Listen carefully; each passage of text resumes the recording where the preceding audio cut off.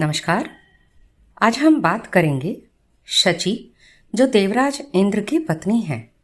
शची का जन्म दानव कुल में हुआ था। अपने त्याग, तपस्या, संयम आदि गुणों के कारण वह देवताओं को भी वंदनीय हो गई।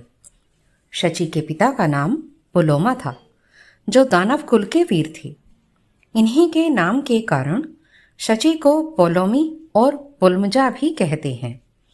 बाल्यकाल में शची ने भगवान शंकर को प्रसन्न करने के लिए बड़ी भारी तपस्या की और इन्हीं के वरदान से देवों की प्रियतमा और स्वर्गलोक की रानी हुई।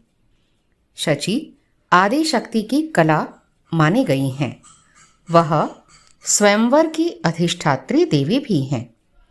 एक बार नहुष ने अपने सामर्थ्य से इंद्र पद प्राप्त किया। स्वाभाविक ही इंद्रदेव की संपूर्ण संपत्ति पर उसका अधिकार हो गया। नहुष अधिकार से मदान्ध हुआ। इंद्रपत्नी शची की अभिलाषा उसके मन में हुई। नहुष ने शची को संदेश भेजा, मैं आ रहा हूं। शची ने बुद्धिमानी से नहुष राज को प्रत्युत्तर भेजा, राजन, मेरी एक शर्त है, उसे पूर्ण करने के पश्चात ही हमारी भेंट हो सकती है। आप ऐसी सवारी पर आरूढ़ होकर आएं जो अब तक किसी ने उपयोग में न ली हो। नहुष ने शची की इच्छा पूर्ण करने का आश्वासन दिया।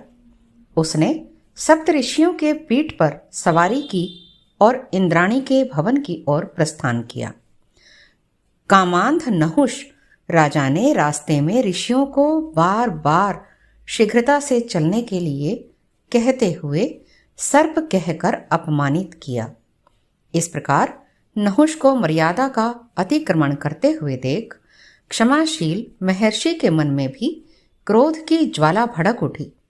उन्होंने नहुष को शाप देते हुए कहा कि मुझे सर्प कहने वाले, तुझे सर्प योनि प्राप्त होगी। महर्षि के शाप से नहुष को सर्प का रूप प्राप्त हुआ और वह स्वर्ग से नीचे जा गिरा।